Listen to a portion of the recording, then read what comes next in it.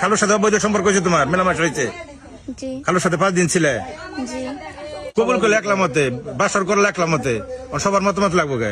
কবুল করে পরে বাসর টাসর হয়েছে জি কয়দিন? 2 দিন।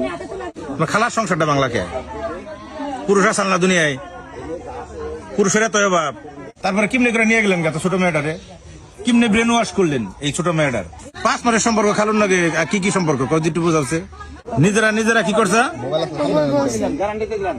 কাজে না আমার ডিভোর্স দিয়ে দিমু, আপনারা এরে দিয়ে ওরে দিয়ে বিয়ে করে দেন। আপন খালুর সাথে এই মেয়েটার আপন খালুর সাথে তার অবৈধ সম্পর্ক, প্রেম, ভালোবাসা, বিভিন্ন কিছু। তোমার নাম জানি কি মা? জাহিদা। তোমার বাবার নাম কি? নুরুল ইসলাম।